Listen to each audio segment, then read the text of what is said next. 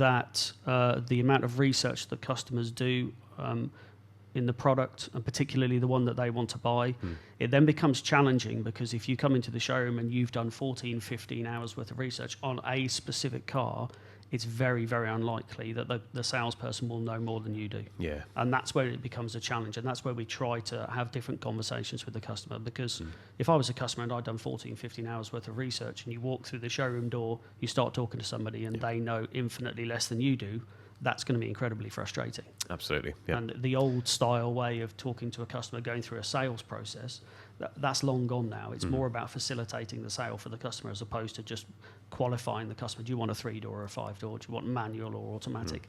These customers already know that. They've done their research. They're really informed, aren't they?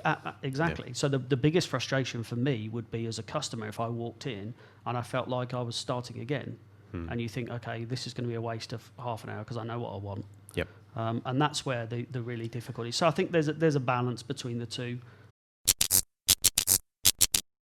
Hello and welcome back to the Armchair Show. I'm your host, Mark Ellis, and I'm joined today by another Mark. Lots of Marks on the show recently, just makes my job a little bit easier. But today we've got Mark Barrow from Parkway Volkswagen. How are you doing, Mark? Very good. Thank you very much. Thank you very much for coming on the show. Pleasure. We'll jump straight into it. Tell us a bit about yourself. Yeah, sure. We're Parkway Volkswagen, so we've got 4 Volkswagen businesses in Derby, Leicester, Kettering and Northampton, which includes 2 commercial businesses as well.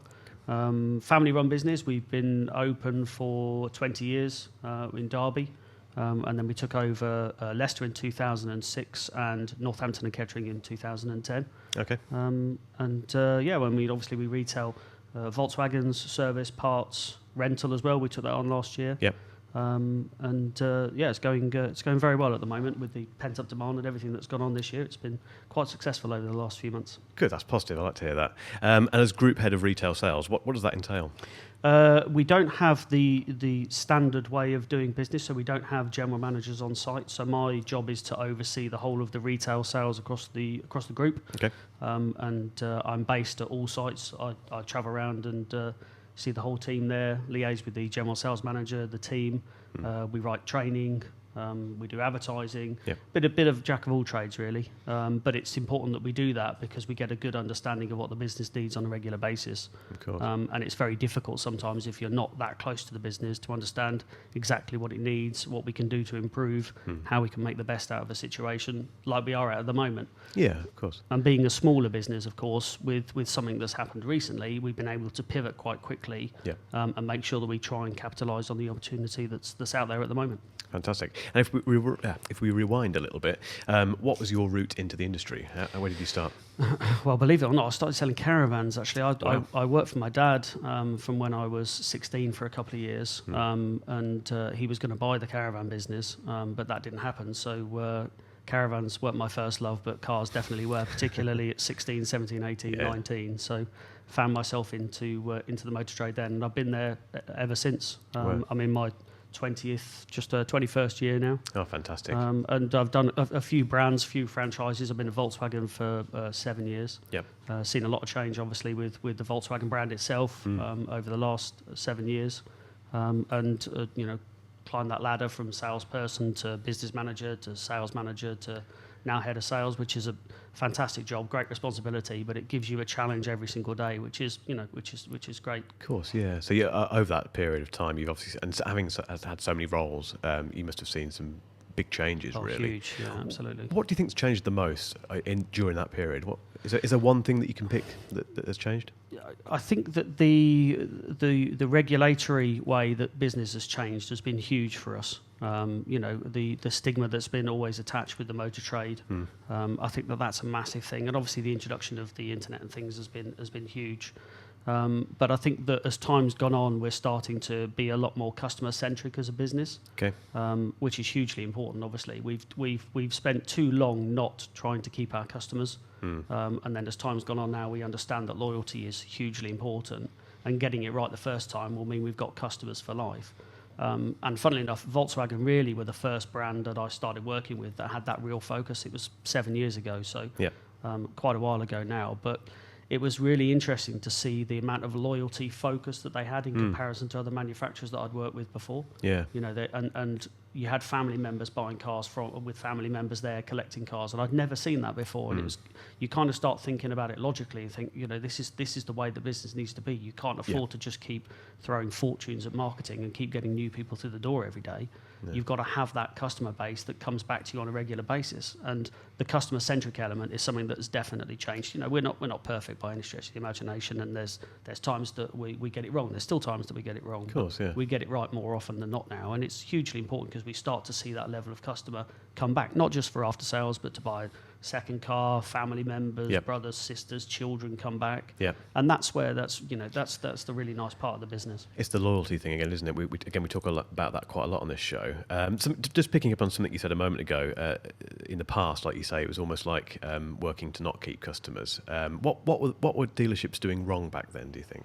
I think that they were trying to chase the volume as opposed to try and keep the customer. Yeah. So a lot of the marketing offers that they did, for example, another manufacturer offered 5 years 0% finance for the customer with very, very minimal deposit. Now, on the face of it, that's a fantastic offer, but that customer's never coming back again because let's say that the car is £15,000 and they can put down a £200 deposit. They're going to be in that car, the equity in that car is not going to be up for the next 5 years. You never see that customer again. No. But the payment was very attractive to that person buying that car. But it's all about the short term. Yep. Now what they've done is they've started to think about the long term, the personal contract plan, so the PCP. Yep. And they start looking at loyalty a lot more. Whereas historically, people were going for that number one spot or wherever they wanted to be in the industry. Ford and Vauxhall chasing the number one.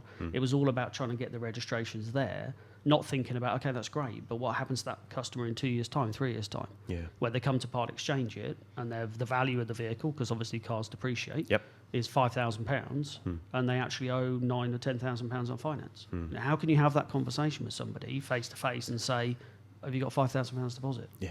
It's such a difficult conversation. Because they don't understand, they don't know about the value of it, but they think if I put a small deposit down and I've got 0% finance, it's fantastic. But as we well know, consumers like to change their car regularly. I think you and I were talking off camera that you're a bit of a car fanatic and you probably buy a lot of cars as well, and you change them probably every 20 months, 22, 24 months. Yep. And you weren't able to do that previously, whereas now you can, and you start to see customers understand that and they go through that buying journey. But you have to give them the right information in the first place. What do you think's driven that change? Do you think it's the customer that's driven the change, or do you think it's the market, or do you think it's other influences? Because obviously the loyalty thing is something the airline industry has done for a long time. Even hospitality, hotels, restaurants, etc. They've got that, haven't they? Even like small coffee chains, when you go down to the little cards that you get stamped when you get a coffee.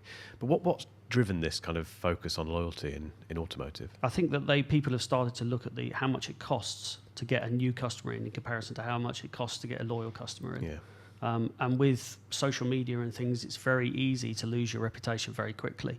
And these days, you have to be very, very good at what you do because there are so many platforms that can criticise you and tell you that you're not doing a good job. Yeah. And like I said previously, there are times where we do get it wrong, and people like to say that on social media. But if we do it right more often than not, we'll get those loyal people back. Yeah. But if you think about it, you sell 100 cars a month, and you have to pay to get those 100 customers in every single month that are brand new. Yep. It costs a fortune. Yeah. You have to advertise everywhere in the UK. You can't afford it in the motor industry. You can't. You start thinking about, okay, how much does that new lead cost me, or how much does a loyal customer save me? Yeah, it's much more cost effective to keep customers, isn't it? Yeah, completely. And thinking about the customers themselves, what's it like to buy a car these days? Do you think it's an enjoyable experience, or is it frustrating? Is it a mix? I think it's a mix. I think that the amount of research that customers do in the product, and particularly the one that they want to buy, it then becomes challenging because if you come into the showroom and you've done 14, 15 hours worth of research on a specific car, it's very, very unlikely that the salesperson will know more than you do. Yeah. And that's where it becomes a challenge, and that's where we try to have different conversations with the customer, because if I was a customer and I'd done 14, 15 hours worth of research and you walk through the showroom door, you start talking to somebody and they know infinitely less than you do, that's going to be incredibly frustrating. Absolutely. Yeah. And the old style way of talking to a customer, going through a sales process, that's long gone now. It's more about facilitating the sale for the customer as opposed to just qualifying the customer. Do you want a 3-door or a 5-door? Do you want manual or automatic? these customers already know that. They've done their research. They're really informed, aren't they? Exactly. Yeah. So the biggest frustration for me would be as a customer if I walked in and I felt like I was starting again, and you think, okay, this is going to be a waste of half an hour because I know what I want. Yep. And that's where the really difficulty. So I think there's a balance between the two. There's a lot of new vehicles coming out. Volkswagen are miles ahead in their electric range. They've got the ID that's just been launched. And there's lots of pre-bookers with the ID where they've done so much research, and it's up to us as a business now to be as knowledgeable as those customers are, because quite rightly so, they're spending £35,000-40,000 of their hard-earned money. They want to make sure that the professional actually knows as much as they do and will help facilitate them purchasing this vehicle. Yeah, and also they come in, because of online reviews, they come in not just with everything they've gleaned from brochures and videos from the brand, but they also come in with the opinions of other people, don't they? So they look at a review of the car that they're thinking about, and they form opinions based on Joe Blogs or Sarah Blogs, who has already bought the car and either loved it or hated it. And within those reviews, as we know, they're not always that accurate. How does the salesperson's role have to develop to cope with this kind of thing? Because it sounds it can be probably quite a frustrating experience if you have someone come in who's done 6 weeks of research and 50% of it, as the salesperson who is the expert, it's wrong. How do you deal with that as a salesperson? I think you have to accept that you're not always going to know more than they do, and you have to be open and honest with that. I think the other thing is that salespeople always get a bit nervous about telling a customer that they don't know the answer to something, or that they're not that au fait with it in comparison to what the customer knows. We should just embrace that. Yeah. You're not going to know everything about every single vehicle, because every single customer's desires and wants and needs are totally different. Every time they come through the door, they're different. Someone could come in and buy an ID because they love the look of it. Someone comes in and wants to buy an ID because of the range that they're going to get out of the battery. They're just totally different people. So you have to accept that every customer is different, and you don't have to be fully knowledgeable on every single question they're going to ask you. But you have to be able to let your guard down as a professional and say, do you know what, I think you probably know a little bit more than I do in that situation. Yeah. Or let's learn together. Let's have a look at that together. And then you can prepare yourself a little bit more.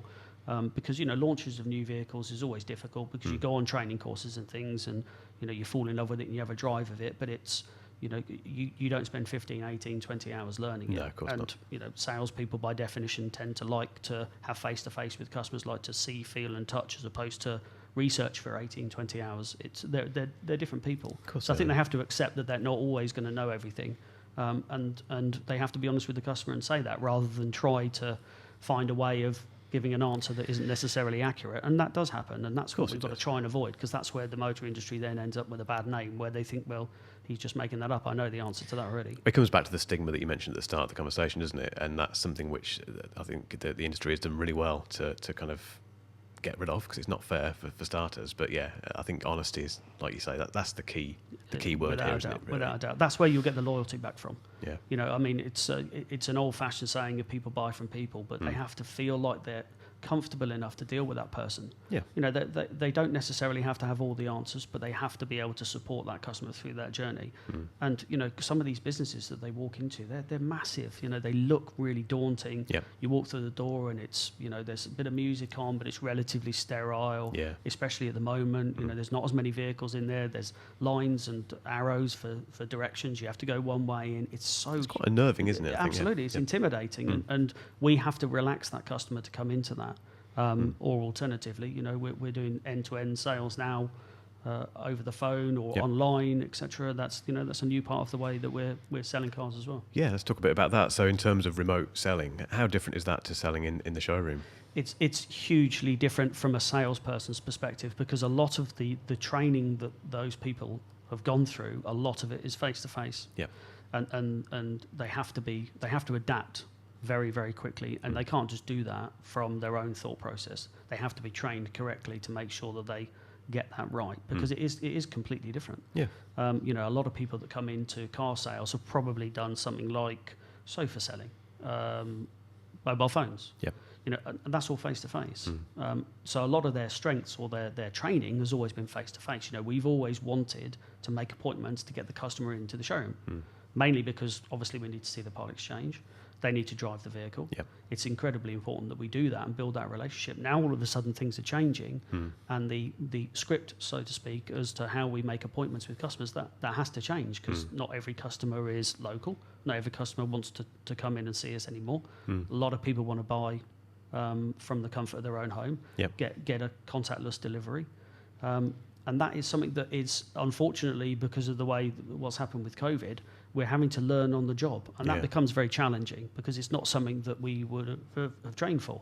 No. And quite rightly so. Customers want to go through that process, and we have to facilitate that. But it's like I say, it's not something that we've particularly trained for historically. No, definitely not. And given your experience over the last 2 or 3 months with that, have you got any quickfire tips for how to embed that kind of remote sales process into a traditionally in-person sales team?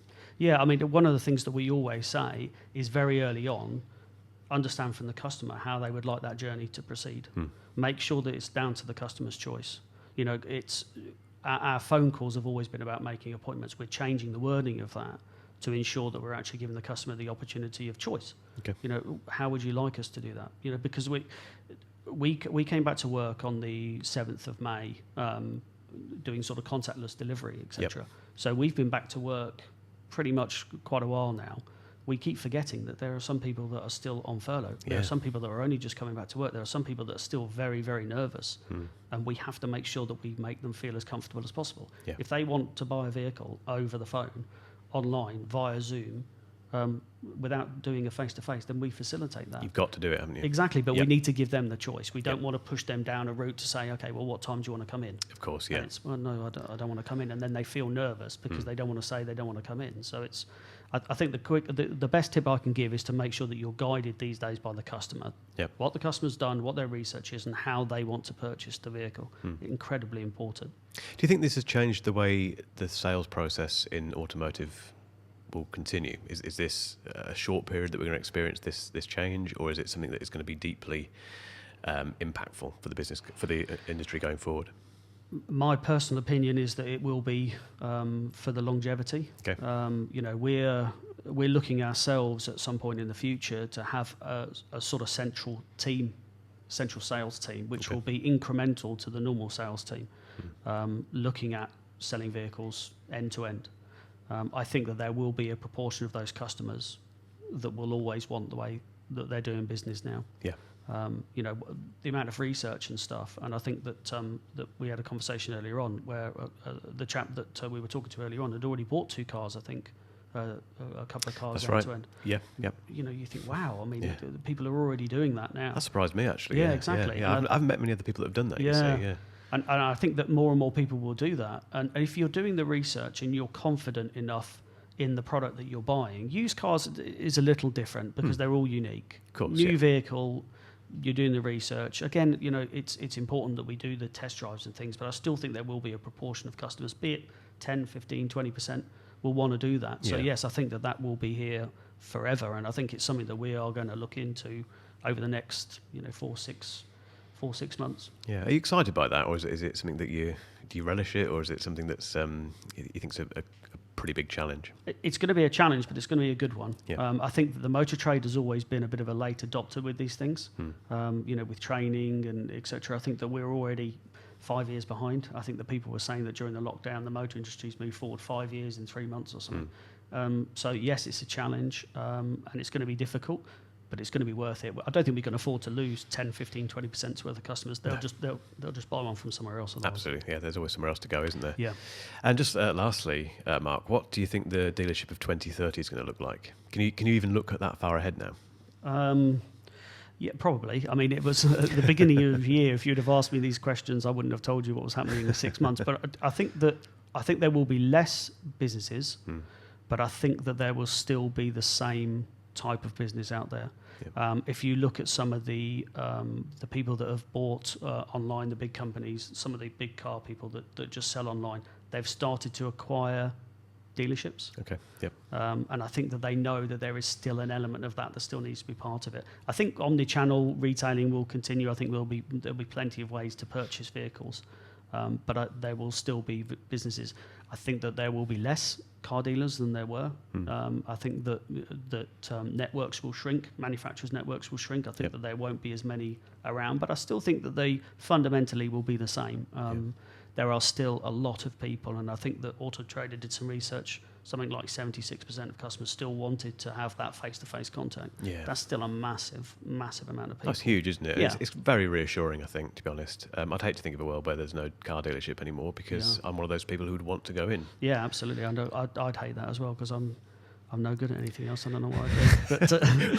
But, find something, I'm sure, but you won't have to. That's the main thing, Mark. Yeah, that's brilliant, Mark. Thanks so much for coming on. We'll definitely have you on again. It's been great to get your opinion on where we are now, where it's going. I think, like everyone has said recently on the show, it's about customer loyalty. It's about people buying from people. Lots of cliches, but they're actually all very relevant at the moment, aren't they? I know. Sometimes you do. I mean, you were saying it earlier on about the new norm and stuff, but it does sound cliche, but it's so true. It still remains the same. You know, there's fundamentals of a book that was written in the 70s about sales process that is still fundamentally the same. You still read it and you just think, you know, we don't want to overcomplicate things with all the new norm as such, but we also need to make sure that that's embedded in our usual way of doing business with customers, because customers still love to come in and have that experience, but we've got to make it as relaxing as possible for when they come through that door, not intimidating. No, that's such a positive point to end on. I think we'll leave it there, Mark. But thanks very much for coming on the show. Really appreciate it. Pleasure. Thank you. And thank you for watching, and please subscribe. If you do so, you won't miss a single episode, and we'll see you next time. Cheers.